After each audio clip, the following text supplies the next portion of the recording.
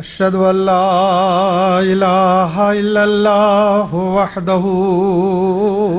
لا شريك له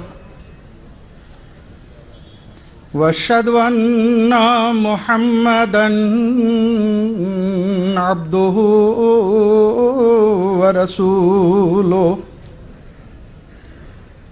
أما بعد فأعوذ بالله من الشيطان الرجيم بسم الله الرحمن الرحيم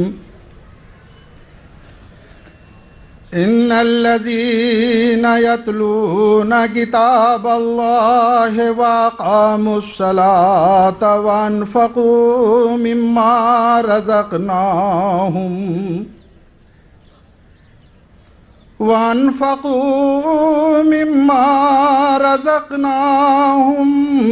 سرا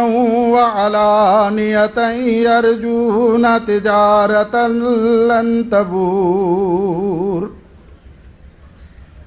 ليوفيهم أجورهم ويزيدهم من فضله إنه غفور شکور۔ خدا سے وہی لوگ کرتے ہیں پیار جو سب کچھ ہی کرتے ہیں اس پر نثار، اسی فکر میں رہتے ہیں روز و شب کہ راضی وہ دلدار ہوتا ہے کب، اسے دے چکے مال و جان بار بار، ابھی خوف دل میں کہ ہے نا بکار، لگاتے ہیں دل اپنا اس پاک سے، وہی پاک جاتے ہیں اس خاک سے۔ قابل احترام صدر جلسہ و معزز سامعین، جیسا کہ آپ حضرات سماعت فرما چکے ہیں، خاکسار کی تقریر کا موضوع ہے جماعت احمدیہ کی مالی قربانیاں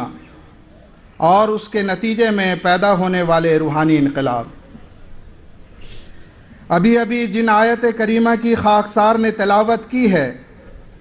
یہ سورہ فاطر کی 30 اور 31ویں آیات ہیں۔ ان آیت کا ترجمہ اس طرح ہے: وہ لوگ جو اللہ کی کتاب کو پڑھتے ہیں اور نماز باجماعت ادا کرتے ہیں اور جو کچھ ہم نے ان کو دیا ہے اس میں سے خفیہ بھی اور ظاہر بھی خرچ کرتے ہیں، وہی در حقیقت ایسی تجارت کی جستجو میں لگے ہوئے ہیں جو کبھی تباہ نہیں ہوگی، کیونکہ اس کا نتیجہ یہ ہوگا کہ اللہ ان کو ان کے اعمال کے پورے اجر دے گا اور ان کو ان کے اعمال کے اجر کے علاوہ اپنے فضل سے اور بھی زیادہ دے گا، جس کی وجہ سے ان کی حالت اس دنیا سے ہزاروں گنے بہتر ہوگی، اس لیے کہ وہ خدا بہت بخشنے والا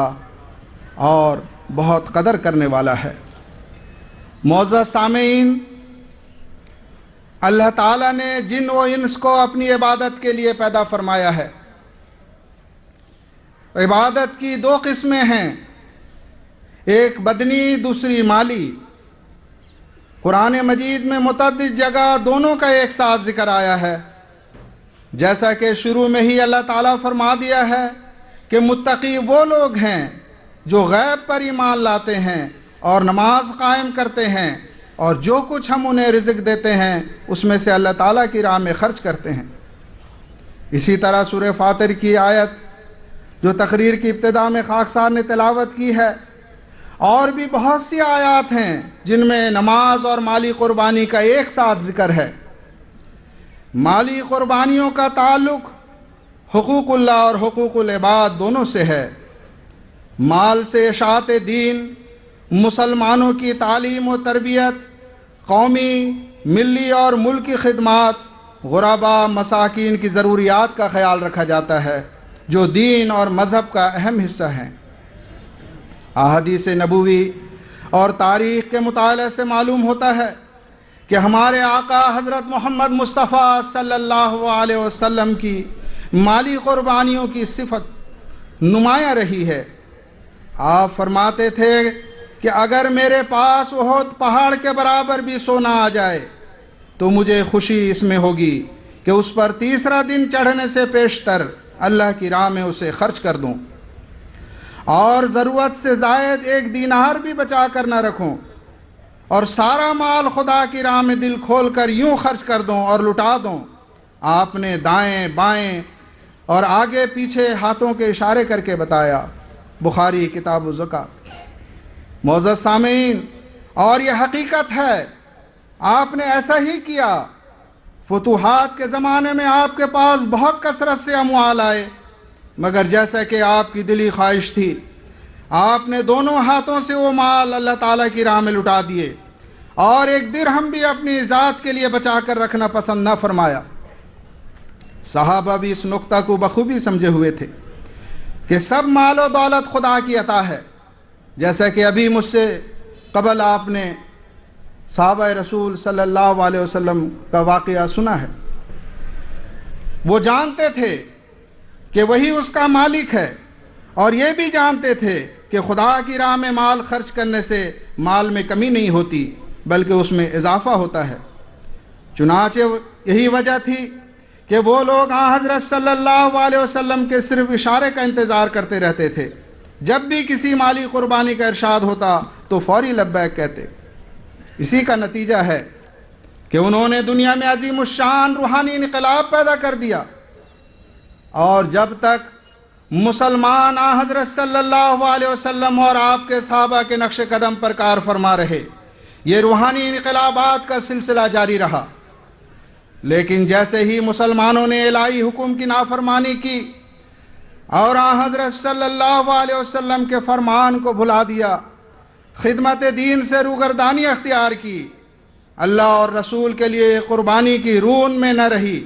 تو ہر میدان میں شکست اور ناکامی اور ذلت ان کا مقدر بن گیا اور بنتا چلا گیا۔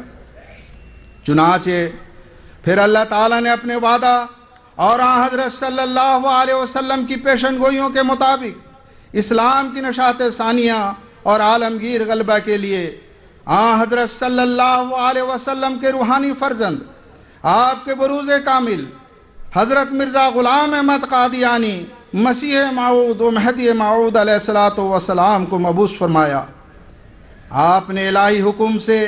حضرت صلی اللہ علیہ وسلم کے صحابہ کے نقش قدم پر چلنے والی ایک روحانی جماعت کی بنیاد رکھی، اور انہیں فرض منصبی سے آگاہ کرتے ہوئے فرمایا کہ سچائی کی فتح ہوگی، اور اسلام کے لیے پھر اس تازگی اور روشنی کا دن آئے گا جو پہلے وقتوں میں آ چکا ہے، اور وہ آفتاب اپنے پورے کمال کے ساتھ پھر چڑھے گا جیسا کہ پہلے چڑھ چکا ہے۔ اسلام کا زندہ ہونا ہم سے ایک فدیہ مانگتا ہے۔ وہ کیا ہے؟ ہمارا اسی راہ میں مرنا۔ یہی موت ہے جس پر اسلام کی زندگی، مسلمانوں کی زندگی اور زندہ خدا کی تجلی موقوف ہے، اور یہی وہ چیز ہے جس کا دوسرے لفظوں میں اسلام نام ہے۔ اسی اسلام کا زندہ کرنا خدا تعالیٰ اب چاہتا ہے، اور ضروری تھا کہ وہ اس مہم عظیم کے روبرا کرنے کے لیے ایک عظیم الشان کارخانہ جو ہر ایک پہلو سے مؤثر ہو اپنی طرف سے قائم کرتا۔ سو اس حکیم و قدیر نے اس عاجز کو اصلاح خلائق کے لیے بھیج کر ایسا ہی کیا، اور دنیا کو حق اور راستی کی طرف کھینچنے کے لیے کئی شاخوں پر امر تائید حق اور اشاعت اسلام کو منقسم کر دیا۔ فتح اسلام صفحہ نمبر 10 تا 12۔ نیز فرمایا، تمہیں خوشخبری ہو کہ قرب پانے کا میدان خالی ہے۔ ہر ایک قوم دنیا سے پیار کر رہی ہے، اور وہ بات جس سے خدا راضی ہو اس کی طرف دنیا کو توجہ نہیں۔ وہ لوگ جو پورے زور سے اس دروازے میں داخل ہونا چاہتے ہیں ان کے لیے موقع ہے کہ اپنے جوہر دکھلائیں اور خدا سے خاص انعام پائیں۔ روحانی خزائن جلد 20 صفحہ نمبر 308 رسالہ الوصیت۔ پھر فرماتے ہیں خدا کو راضی کرنے والی اس سے زیادہ کوئی قربانی نہیں کہ ہم در حقیقت اس کی راہ میں موت کو قبول کر کے اپنا وجود اس کے آگے رکھ دیں۔ اسی قربانی کی خدا نے ہمیں تعلیم دی ہے، جیسا کہ وہ فرماتا ہے لن تنالوا البر حتى تنفقوا مما تحبون، یعنی تم حقیقی نیکی کو کسی طرح پا نہیں سکتے جب تک تم اپنی تمام پیاری چیزیں خدا کی راہ میں خرچ نہ کرو۔ معزز سامعین، زمانہ شاہد ہے اللہ تعالیٰ نے حضرت اقدس مسیح موعود علیہ السلام کو اپنے مقدس مشن کی تکمیل کے لیے اخلاص اور خدمت دین کے جذبت سے سرشار ایک ایسی فدائی جماعت عطا فرمائی جو اپنے آقا کی آواز پر لبیک کہتے ہوئے اولین کے نقش قدم پر دین کی خاطر دیوانہ وار مالی جہاد میں کود پڑی ہے۔ حضرت اقدس علیہ السلام کی زندگی میں آپ کے مخلص و فدائی صحابہ کے سینکڑوں واقعات ہیں، اب تو یہ تعداد ہزاروں اور لاکھوں میں پہنچ چکی ہے، جن کی محبت اور اخلاص سے بھری ہوئی مالی قربانیوں نے جہاں ان کے نفوس میں روحانی انقلاب پیدا کیا ہے، وہاں ان مالی قربانیوں کے نتیجے میں جماعت احمدیہ دنیا میں عظیم الشان روحانی انقلاب پیدا کرنے کی سعادت پا رہی ہے۔ سب سے پہلے خاکسار ان مخلص فدائی جانثار ابتدائی صحابہ حضرت مسیح موعود علیہ السلام کا ذکر کرنا ضروری سمجھتا ہے، جنہوں نے اپنی قربانیوں سے اولین کی یاد تازہ کر دی ہے۔ ان میں سر فہرست حضرت مولوی حکیم نور الدین صاحب رضی اللہ تعالیٰ عنہ ہیں، جن کے اخلاص اور قربانیوں کا ذکر کرتے ہوئے خود حضرت مسیح موعود علیہ السلام فرماتے ہیں مولوی حکیم نور الدین صاحب اپنے اخلاص اور محبت اور صفت اثار اور للہ شجاعت اور سخاوت اور ہمدردی اسلام میں عجیب شان رکھتے ہیں۔ کثرت مال کے ساتھ کچھ قدر قلیل خدا تعالیٰ کی راہ میں دیتے ہوئے تو بہتوں کو دیکھا، مگر خود بھوکے پیاسے رہ کر اپنا عزیز مال رضائے مولا میں اٹھا دینا اور اپنے لیے دنیا میں سے کچھ نہ بنانا، یہ صفت کامل طور پر مولوی صاحب موصوف میں ہی دیکھی یا ان میں جن کے دلوں پر ان کی صحبت کا اثر ہے۔ مولوی صاحب موصوف اب تک 3000 روپے کے قریب للہ اس عاجز کو دے چکے ہیں، یہ ابتدائی زمانے کا واقعہ ہے۔ حضرت نواب محمد علی خان صاحب رئیس مالیہ کوٹلہ کی مالی قربانیاں بھی قابل رشک ہیں۔ نواب صاحب راہ خدا میں بے دریغ مالی قربانیاں پیش کرتے رہے۔ آپ کی قربانیوں کی ایک لمبی فہرست ہے۔ سن 1900 کے آخر سے مدرسہ تعلیم الاسلام کے لیے سالانہ 1000 روپے اور پھر بعد میں سالانہ 1200 روپے کر کے دیتے رہے۔ اسی طرح چندہ لنگر خانہ غریب مہاجرین، طالب علم اور نادر مہمانوں کی اعانت اس کے علاوہ تھی۔ اسی طرح حضرت اقدس کے ایک مخلص صحابی چودھری رستم علی خان صاحب کا واقعہ آتا ہے، جو انسپکٹر ریلوے تھے۔ 150 روپیہ ان کو ماہوار تنخواہ ملتی تھی۔ وہ 20 روپیہ ماہوار اپنے گھر کے خرچ کے لیے اپنے پاس رکھ کر باقی کل تنخواہ حضرت اقدس علیہ السلام کی خدمت میں بھیج دیتے تھے، اور ہمیشہ یہ ان کا طریق تھا۔ سن 1900 میں حضرت اقدس مسیح موعود علیہ السلام نے رسول کریم صلی اللہ علیہ وسلم کی ایک حدیث کی منشا کے مطابق قادیان میں ایک مینار جس کا نام مینارۃ المسیح ہے تعمیر کرنے کے لیے چندہ کی تحریک فرمائی، تو مخلصین جماعت نے حسب معمول بڑھ چڑھ کر مالی قربانیاں پیش کرنے کا مظاہرہ کیا۔ ان مالی قربانیاں پیش کرنے والوں میں سے حضرت اقدس کے ایک مخلص صحابی حضرت منشی شادی خان صاحب نے 4 پائیوں کے سوا گھر کا تمام سامان فروخت کر کے 300 روپے حضور کی خدمت میں پیش کر دیا۔ اس پر حضور نے اظہار خوشنودی کے ساتھ فرمایا کہ منشی صاحب نے بھی حضرت ابو بکر صدیق رضی اللہ عنہ جیسا نمونہ دکھایا ہے، اور سوائے اللہ کے گھر میں کچھ بھی نہیں چھوڑا۔ منشی صاحب نے یہ سنا تو اسی وقت گھر کی 4 پائیاں بھی فروخت کر دیں اور رقم لا کر حضور کی خدمت میں پیش کر دی۔ حضرت اماں جان رضی اللہ تعالیٰ عنہ سیدہ نصرت جہاں بیگم صاحبہ کے متعلق آتا ہے کہ آپ نے منارۃ المسیح کی تعمیر کے لیے 1000 روپے کا وعدہ لکھوایا اور اپنا دہلی کا ایک مکان بیچ کر یہ رقم ادا کر دی۔ اسی طرح سینکڑوں واقعات ہیں، ان سب کے ذکر کے لیے وقت اجازت نہیں دیتا۔ معزز سامعین، اللہ تعالیٰ نے دین اسلام اور قرآن مجید کی عظمت و شان کو قائم کرنے اور اس کی اشاعت کے لیے حضرت مسیح موعود علیہ السلام کو مبعوث فرمایا تھا۔ آپ نے اس عظیم الشان مہم اور اسلام کے عالمگیر غلبہ کے لیے اپنی جماعت سے باقاعدہ مالی قربانی کا مطالبہ فرمایا۔ آپ نے فرمایا کہ ہر ایک شخص جو اپنے تئیں بیت شدوں میں داخل سمجھتا ہے، اس کے لیے اب وقت ہے کہ اپنے مال سے بھی اس سلسلہ کی خدمت کرے۔ جو 1 پیسہ کی حیثیت رکھتا ہے وہ سلسلہ کے مصارف کے لیے ماہ بماہ 1 پیسہ دے وے، اور جو شخص 1 روپیہ ماہوار دے سکتا ہے وہ 1 روپیہ ماہوار ادا کرے۔ روحانی خزائن جلد 19 صفحہ نمبر 83 کشتی 9۔ پھر 1905 میں آپ نے الہی منشا کے مطابق وصیت کے نظام کے تحت آمد اور جائیداد کا کم از کم 1/10 حصہ اشاعت اسلام اور دین کے لیے وقف کرنے کی تحریک فرمائی۔ آپ کی اس تحریک کے نتیجے میں مخلصین و فدائیان ایک دوسرے سے بڑھ کر اپنی جائیدادیں اور اموال پیش کرنے لگ گئے۔ پھر حضرت حضور علیہ الصلوۃ والسلام کے وصال کے بعد اس کام کو جاری رکھنے کے لیے اللہ تعالیٰ نے جماعت احمدیہ میں نظام خلافت قائم فرمایا۔ چنانچہ عالمگیر جماعت احمدیہ کے دوسرے امام حضرت مرزا بشیر الدین محمود احمد صاحب نے اشاعت اسلام اور جماعت کی انتظامی، تعلیمی اور تربیتی کاموں کو بحسن خوبی سر انجام دہی کے لیے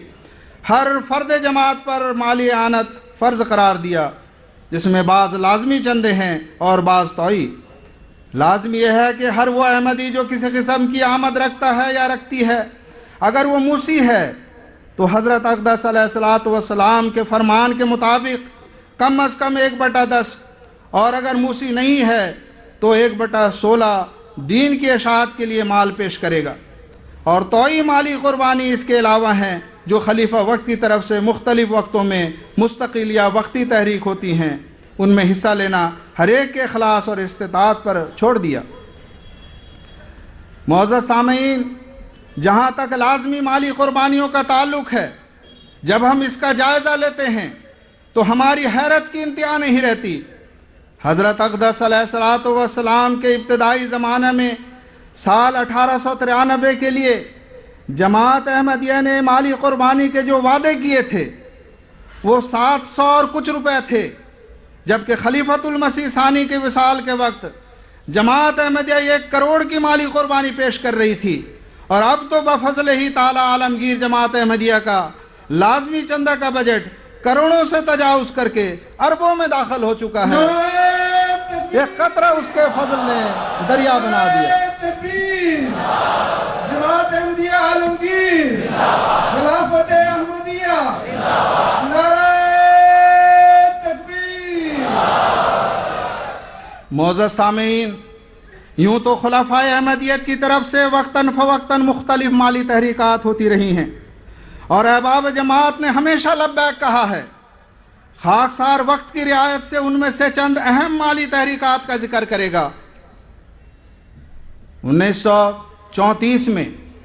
مذہبی اور سیاسی طاقتوں نے مجتمع ہو کر جماعت احمدیہ کے خلاف ایک محاذ کھولا۔ مجلس احرار نے یہ اعلان کیا کہ ہم قادیان کی اینٹ سے اینٹ بجا دیں گے، ہم منارۃ المسیح کی اینٹیں دریائے بیاس میں بہا دیں گے، قادیان اور اس کے گرد و نواح احمدیت کا نام و نشان ختم کر دیں گے۔ احراریوں کے فتنے کا مقابلہ کرنے کے لیے حضرت خلیفۃ المسیح ثانی المسلم موعود رضی اللہ تعالی عنہ نے احباب جماعت کے سامنے ایک تحریک کا اعلان فرمایا، جس کا نام حضور نے تحریک جدید رکھا۔ اس تحریک میں حضور نے جماعت کے سامنے جو مطالبات رکھے، ان میں بطور خاص یہ 2 مطالبات تھے۔ نمبر 1، تبلیغ دین کے لیے نوجوان اپنی زندگیاں وقف کریں۔ نمبر 2، احمدی ایک خاص چندہ میں حصہ لیں جس کے ذریعے اسلام کی بیرون ممالک میں اشاعت کی جائے گی۔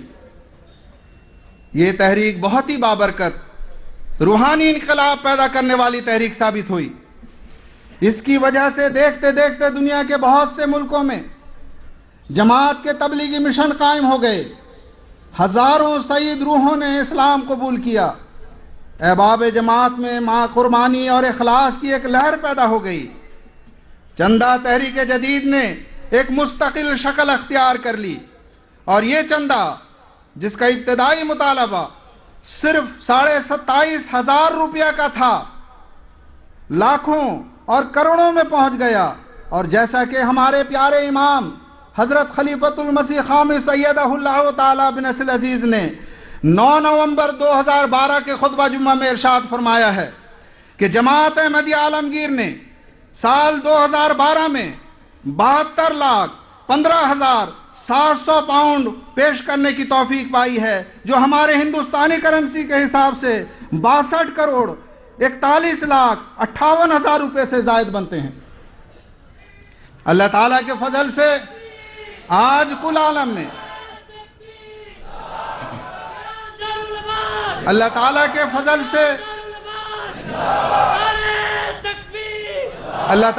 فضل سے آج کل عالم میں تبلیغ اسلام، اشاعت قرآن کریم کے مختلف زبانوں میں تراجم، اخبارات اور رسائل کی اشاعت، تعمیر مساجد، اسکول اور کالجوں کا قیام، بنی نوع انسان کی خدمت، ہسپتالوں اور ڈسپنسریوں کے قیام کی جو توفیق جماعت احمدیہ مسلمہ کو مل رہی ہے، وہ انہی مالی قربانیوں کا نتیجہ ہے۔ پھر تقسیم ہند و پاک کے بعد دیہاتی جماعتوں کی تعلیم و تربیت اور ان کے مذہبی، روحانی اور اخلاقی اقدار کو اسلامی معیار کے مطابق بلند تر کرتے چلے جانے کا عظیم الشان کام سر انجام دینے کی غرض سے حضرت خلیفۃ المسیح ثانی نے 27 دسمبر 1957 میں وقف جدید کی تحریک فرمائی۔ اس تحریک کے ماتحت حضور نے نسبتاً کم تعلیم یافتہ احمدی نوجوانوں کو تحریک فرمائی کہ وہ دیہات میں رہ کر تعلیم و تربیت کا کام کرنے اور تبلیغ کرنے کے لیے اپنی زندگیاں وقف کریں، اور دوسرا حصہ یہ ہے کہ احباب جماعت اس کام کے لیے مالی قربانیاں پیش کریں۔ حضرت خلیفۃ المسیح کی زبان مبارک سے یہ بات نکلنے کی دیر تھی کہ خدمت دین کا جذبہ رکھنے والے کئی نوجوان اپنی زندگیاں وقف کرتے ہوئے اپنے آپ کو پیش کر دیے، اور دوسری طرف مخلصین جماعت ایک دوسرے سے بڑھ کر مالی قربانیوں کا وعدہ لکھوانے لگے۔ ابتدا میں وقف جدید کی مالی تحریک ہندوستان اور پاکستان کے احمدیوں کے لیے کی گئی تھی۔ بعد میں اس کی اہمیت اور بڑھتی ہوئی ضروریات کے پیش نظر حضرت خلیفۃ المسیح رابع رحمہ اللہ تعالیٰ نے 1985 کو اسے عالمگیر جماعت احمدیہ کے لیے وسیع فرما دیا۔ چنانچہ حضور نے فرمایا 27 دسمبر 1985 کے خطبہ جمعہ میں کہ میں اس سال وقف جدید کی مالی تحریک کو پاکستان اور ہندوستان میں محدود رکھنے کی بجائے ساری دنیا پر وسیع کرنے کا اعلان کرتا ہوں۔ چنانچہ حضور کے اس اعلان کے بعد مخلصین جماعت احمدیہ عالمگیر نے لبیک یا سیدی لبیک کہتے ہوئے دل کھول کر اس مالی جہاد میں حصہ لیا، اور جیسا کہ ہم سب گواہ ہیں چندہ وقف جدید کا گراف انتہائی سرعت کے ساتھ بڑھتا چلا جا رہا ہے۔ چنانچہ وقف جدید کی مالی تحریک جس کی ابتدا جو ہندوستان اور پاکستان کے احمدیوں سے صرف 9 لاکھ روپے سے شروع ہوئی تھی، گزشتہ سال یعنی 2011 میں اللہ تعالیٰ کے فضل سے عالمگیر جماعت احمدیہ نے 46,93,000 پاؤنڈ کی قربانی پیش کرنے کی سعادت پائی، جو ہندوستانی کرنسی کے مطابق 40,59,44,000 روپے سے زائد بنتے ہیں۔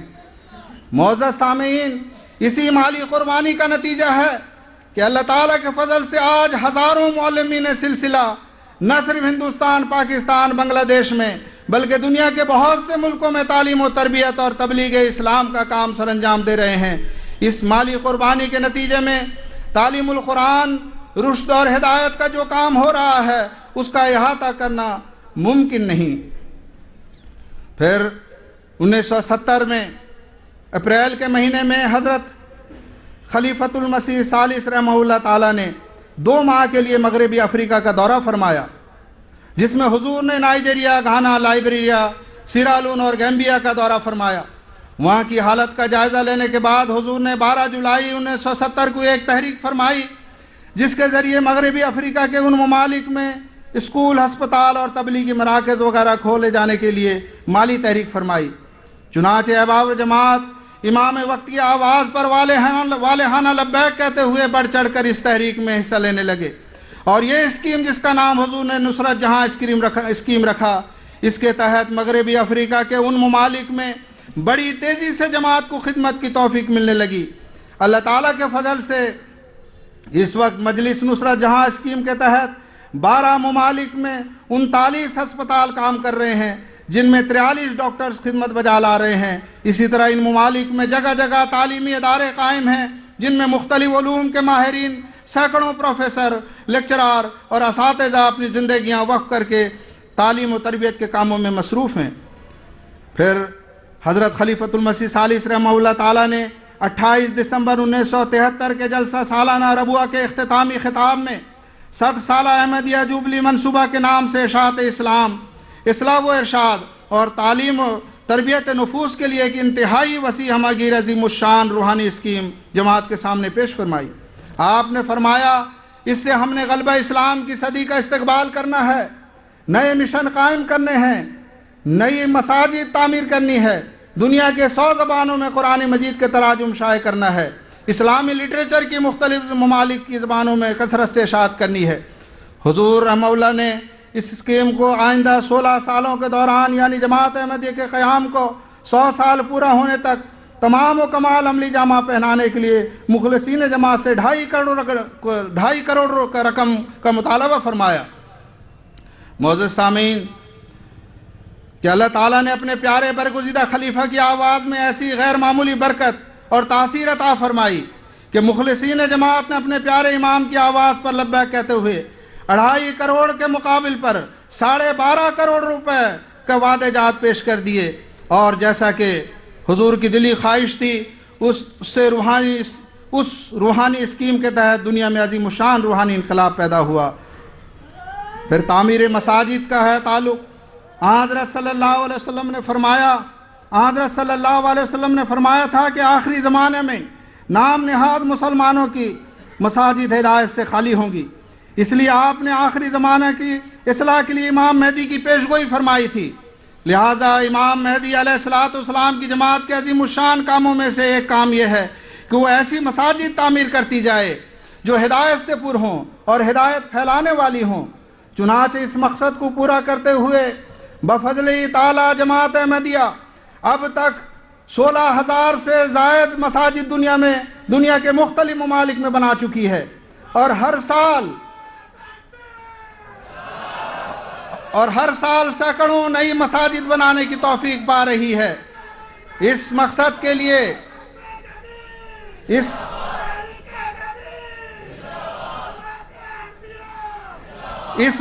کے لیے جماعت کے مرد و زن اور بچے بے مثال مالی قربانیاں پیش کرتے چلے جا رہے ہیں، اور یہ عظیم الشان روحانی انقلاب ہے، جیسا کہ ہمارے پیارے امام ایدہ اللہ تعالیٰ ابن العزیز نے فرمایا ہے، مسجدیں اور انہیں آباد کرنے والے وہ لوگ ہیں جن کا اٹھنا بیٹھنا، سونا جاگنا اللہ تعالیٰ کی رضا کے حصول کے لیے ہوتا ہے۔ ان کے دل میں خدا کا خوف اور خشیت ہوتی ہے، اس پیار کی وجہ سے جو انہیں خدا تعالیٰ سے ہوتا ہے، اور پھر یہ خوف اور خشیت مزید نیکیوں کی طرف لے جا رہی ہوتی ہے۔ ایسے ہی لوگ ہیں جو ہدایت پر ہیں اور جنہیں اللہ تعالیٰ ہدایت یافتوں میں شمار کرتا ہے۔